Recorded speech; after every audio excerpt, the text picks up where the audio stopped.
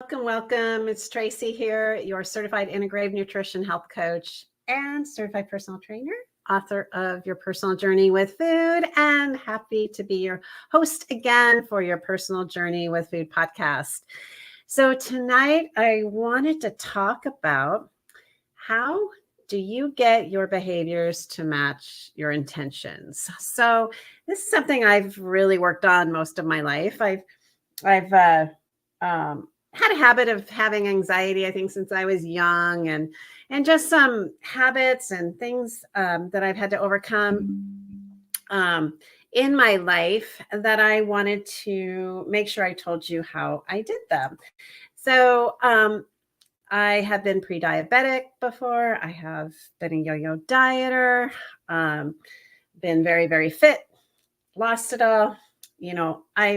I've had injuries that have set me back. You name it, much has happened to me in my life. And so um, I figured that I would love to tell you how some things that have worked for me to help me get my behaviors to match my intentions. So in my book, Your Personal Journey with Food, nice book here, Ingrid and I have what we call a life radar. And the life radar has several areas on it where you can kind of see, well, how are you doing in specific areas of your life? So this radar for specific is home environment, physical activity, health, joy, spirituality, relationships, finances, creativity, social life, career, education, and home cooking. And on here, you just kind of rate yourself on where you think you are in your life in these specific areas. And the intent is not to make you feel bad about yourself or, oh, I'm not doing so, oh, I'm a loser because I'm not doing well over here. But one of the biggest things I can ever express to you is if you don't assess where you are, how do you begin to create behaviors to match your hopeful intentions later?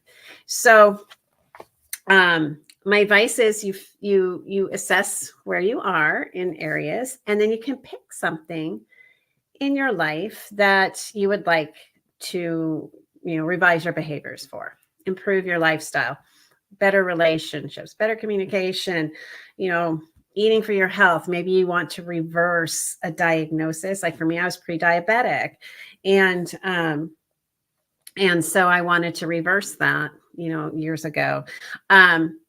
For physical activity, I like to do, sometimes some extreme things like ride 100-mile bike rides. So I had to assess where I was in relation to being able to do that and make steps to change it. So my advice is you figure out, and you can get the book on Amazon or on Indie Books. You can order it from independent bookstore.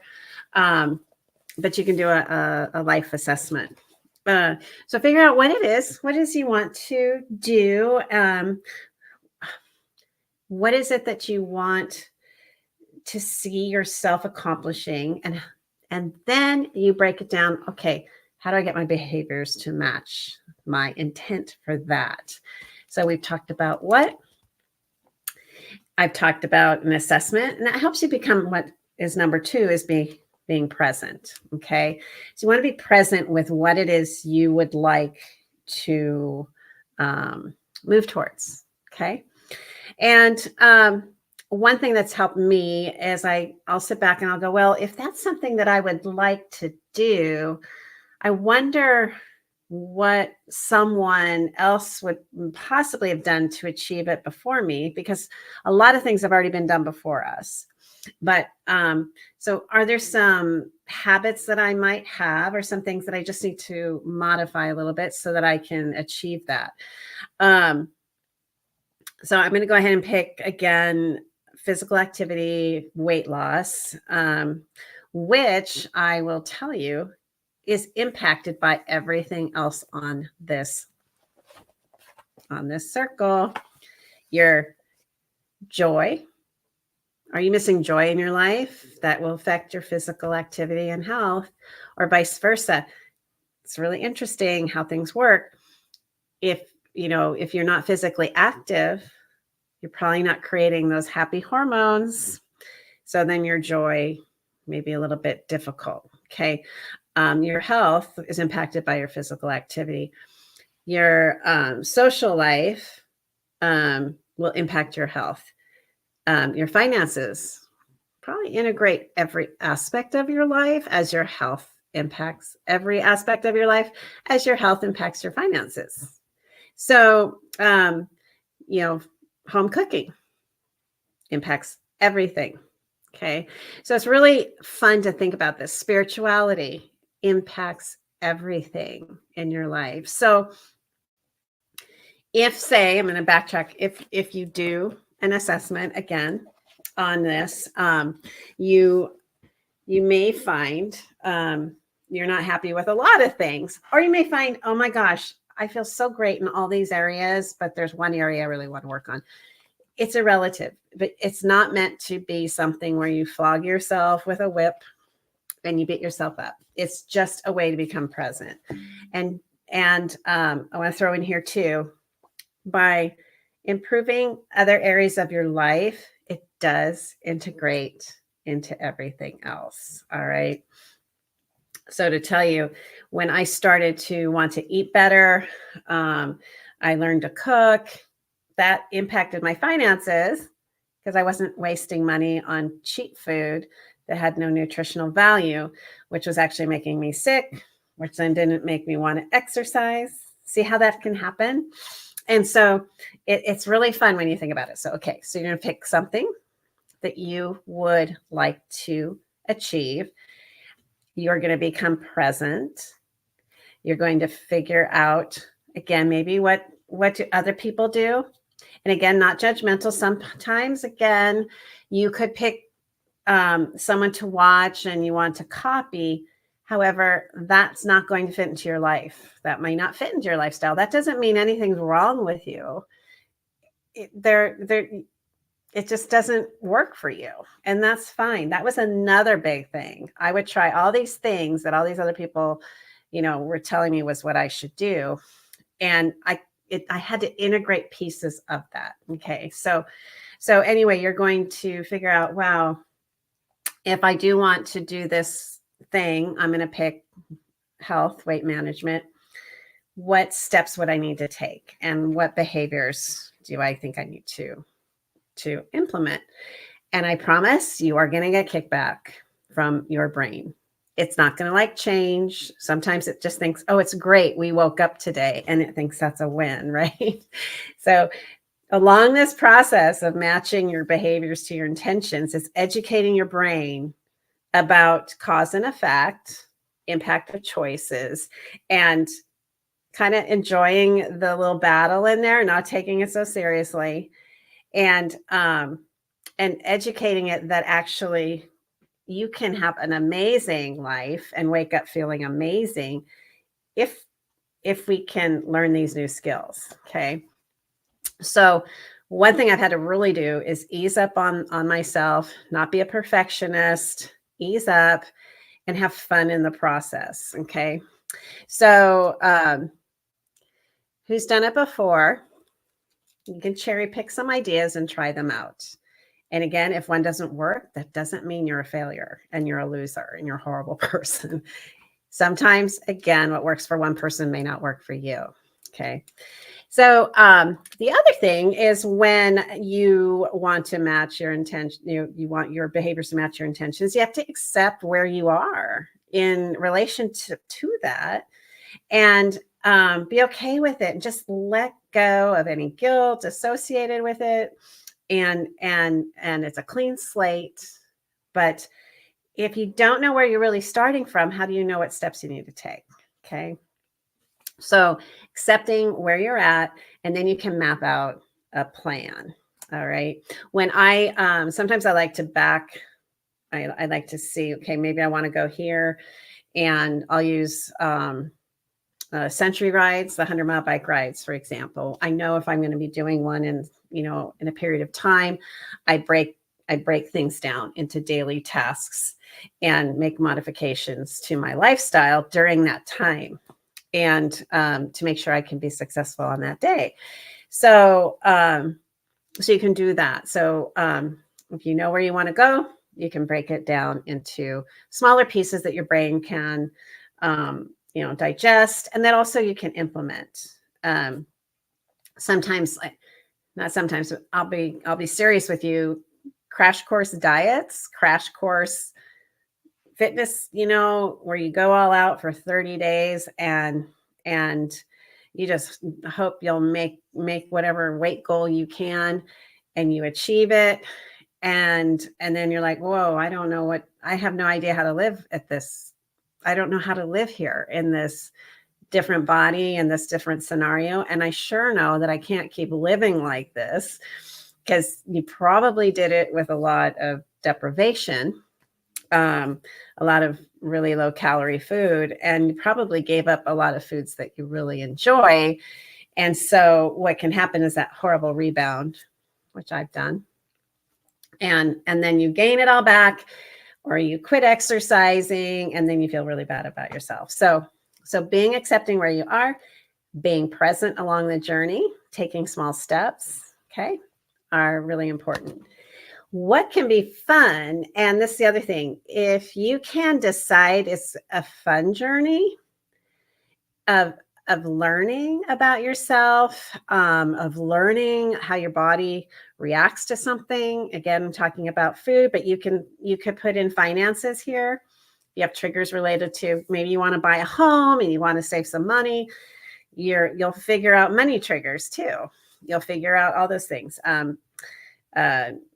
Social life, relationships, all those things, whatever it is you want to improve, it'll be, you can pick any of those and use these steps. So having fun along this discovery. So being present, accepting, and having fun and mindful. I loved finally realizing why I didn't feel good. I just felt so for so long, I just felt like I was blowing in the wind, and I didn't know what it felt like to not feel awful, because awful is always how I felt. So that was my normal. And all I knew is I didn't have a lot of energy growing up. I knew I feel sick at lunch. I feel sick at breakfast, but you grow up like that. You don't know any different. Right. So, this one thing is I'm grateful I had finally, was diagnosed with prediabetes, because it forced me to have to take a step back and figure out what the heck was going on with my food and my lifestyle. Because when I was fit in the past, it was because I beat myself up all the time, hardcore workout all the time, obsessiveness, because I was trying to pretty much stay ahead of my food, because I didn't understand my food. And so becoming pre-diabetic was actually an amazing gift, because it gave me the opportunity to step back and start learning. So anyway, when I went through that process, and then even more when I went through my training for not only the integrative nutrition health coaching, but also for the my personal training, was becoming aware and mindful. So when I did eat something that I started to realize, when I ate certain foods, I didn't feel good. And when I didn't eat those foods, I had more energy. And at first I thought, oh my gosh, am I just making this up? I mean, is this true? And so it was really actually very fun to learn. I did have some issues, and you might have this too when you are going through this, being accepting of the reality of things. Was I had to break up with some food items. Okay. And it was hard because I had some extreme addictions to specific foods. I will still say I'm a sugar addict. I've been highly tuned into sugar since I was little, and so I know that about myself now. And um, I realized that I would just eat it aimlessly and certain candies and things like that, and I would feel horrible after, which then I would eat I would eat something that was opposite of that, and I would just go back and forth trying not to feel sick all the time, and every time I kept doing that, I would feel worse and worse. And so uh I've learned, and my brain, again, which was very upset about it in the beginning, is very happy now to not feel horrible. So, I was accepting of that. I now laugh about it. I enjoy having this education of how my body functions so that I don't have to feel like crap all the time. Okay. I can make great choices now. And, uh, and sometimes it's pretty funny. I'll make a choice to try something to see if maybe something changed. And my body will tell me that, nope, we're not eating that. You're going to feel really horrible, anxiety ridden and bloated, and your heart rate's going to be up if, for so many days or whatever it might be. But at least now I know what it is, and I'm not just aimlessly lost. So being accepting. The other thing is to get your behaviors to match your intentions is knowing what your triggers are that push you otherwise. So is it stress? Is it just mindless, habit? Do you do certain things to mask over, an emotional wound? Do you know, right? So by realizing when you've made an intention, I'll use myself as an example, was not to blindly drive into Rite Aid and go to the candy aisle and get the Runts, the big box of Runts. That was a big thing for me. And because I finally realized how damaging that was to me. But I was doing it mindlessly with no care. I could down one of those boxes in probably 45 minutes, so when I became aware and I realized my trigger was, number one, I was addicted to sugar. And it has to be that refined stuff. I'm salivating right now. It's so funny. My mouth wants it, but I tell you, the rest of my body's like, I don't want it. Yeah. So anyway, figuring out what my triggers were. And a lot of it was I just wasn't present and I was stressed and I was looking for something. Unknowingly, I was using that as some kind of a mask for it, right? So knowing what the triggers are so you can be aware, and those triggers don't go past your conscious mind anymore. You are aware of them. A lot of the triggers can be buried in your subconscious mind, right? Or it could be something that happened to you. Maybe it's just a habit. You've always done it. We've always done it this way. We've always had pizza on Fridays, and then we've had popcorn with caramel on it since I was a kid. And so assuming that I've always done it that way, and realizing Friday triggered pizza, triggered caramel popcorn. And what I realized was Friday really meant time with my family, because when I was a kid or on Saturday night, we'd have like a pizza, or mom would make this amazing caramel popcorn. So I realized the trigger to eat the food, I was using the food as the thing to create the memory or to make it feel like that. And I realized, oh my gosh, you know what? I can recreate this feeling, and it doesn't have to be based around something that's going to harm my body or push me to where I'm not living. My behaviors aren't matching my intention, how I want to take care of my body, how I want to take care of myself. So hope that makes sense. So what's your trigger? And sometimes And I'll be totally honest with you, your triggers can be significantly awful. Okay. So nothing I say, it has, things can be really, really distressing. Okay. So I want to honor that you could have these triggers that make you want to eat, maybe want to make you drink alcohol, maybe want to make you, do other things that are harmful to yourself. So I do want to sideline here that if you find that you are using food, you are using other substances, things like that, which are not helping you to have your behaviors match your intentions, it's worth doing the work to get through those and help your brain realize that you are in the actual present moment.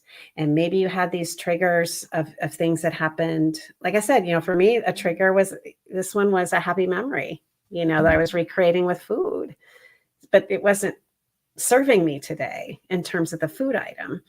So, but my subconscious mind, sometimes it doesn't realize that I'm still not 7 years old, that memory is there. So great. So you can have a memory, a trauma, a trigger that's causing you maybe to overeat, maybe to not eat enough, to do something. And so that's where if you find that there's something like that, there's no shame in you having that trigger. And there's no, I think that's the thing. We can feel so bad and so negative about these things, but it's so worth finding the right person to help you through that, and one thing that's helped me to, especially this last year and a half, to get my behaviors to match my intention, because I was thrown into a whole new life that, I didn't see coming.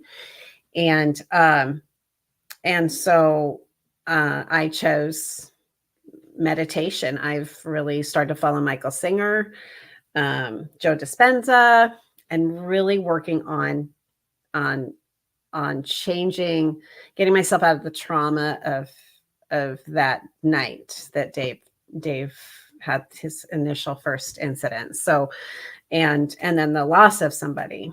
And so, interesting enough, through that process of working on that, all these other things that maybe I was holding on to that I really didn't need to hold on to anymore, that were still triggering me, have basically started to resolve, because my mind is just calmer, more present. I feel like I'm just in a better space.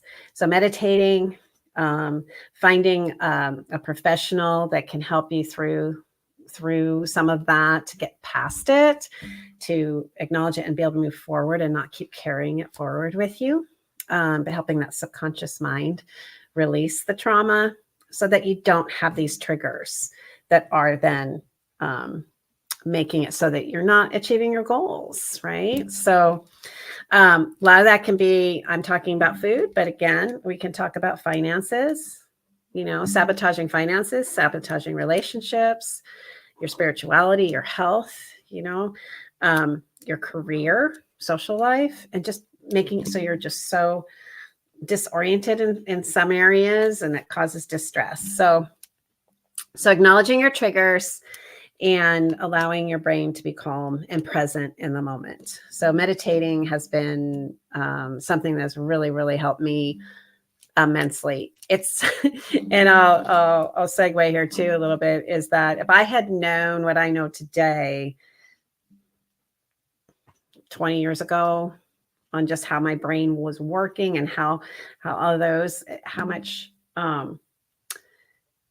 much more enjoyable the present moments could have been, So anyway, I just wanted to be very honest with you about that, and doing the work. Okay. So again, how do you get those behaviors to match your intentions? I'm going to go over them one more time here. Is we've got figure out what it is that you want to work on. Sometimes you got to pick one thing. And I promise you, the skill set that you learn from that one thing, and you're working on building the skills, it will integrate into other areas of your life. Okay. Once you learn a skill set, you can carry it to other places. and make things happen and get yourself a really nice balanced life. So what? Become present in the moment. Be present where you are. Be present in that intention. Okay. Role models who's done it before, and you can cherry pick, find something that helps you get where you want to go. And again, everyone's different. Okay. So you'll be able to, by cherry picking, create something that works perfect for you. It's not about you fitting into a box of someone else's, and you don't want to be someone else anyway. There's only one you, so you want to be your best you. Be accepting of where you are. Okay, you want to be accepting of where you are right now, because then you know kind of where to start, and you can look at what it is you would like, and then you can start implementing those behaviors into your life and those actions. And triggers, you'll spot, no, they're going to show up. Those triggers are going to show up. Acknowledge them, accept them. You will no longer not know they're there. So you'll have an absolute ability to, again, for me, there's certain things that'll trigger me. And I'm like, aha, I see you. Nope, not doing the old habit. Okay.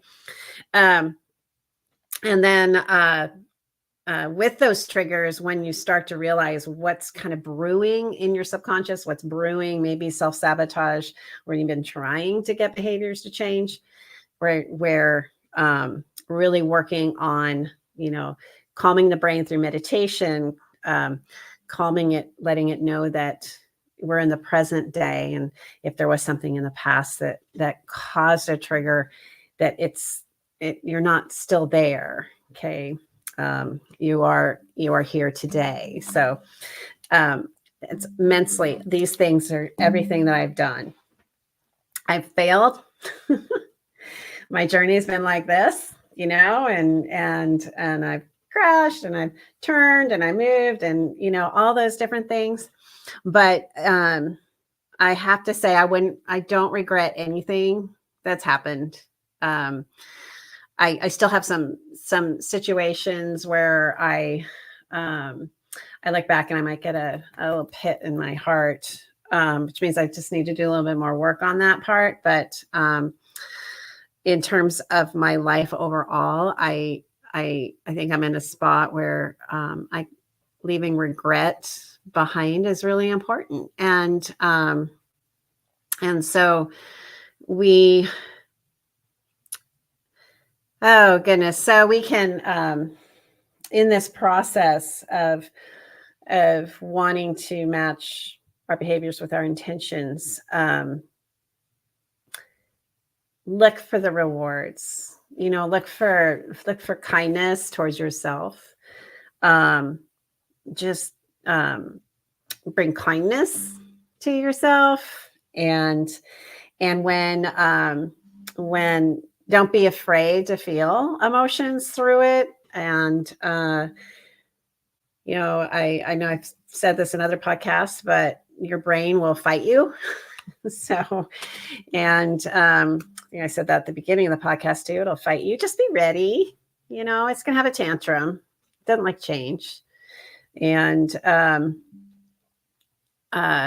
but once it learns, and I'm getting better with this too, again, since Dave's death, I've had to accept the unknown, and I'm learning how to live knowing that the unknown is there. Maybe understanding that it's kind of that way for everyone, right? So the ability to create your life is really exciting.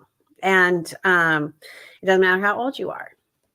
You can create, and you can create the life of your dreams. And just, again, being present and watching your behaviors, not with judgment and anger, but with just like, that's interesting. So anyway, I am done for tonight.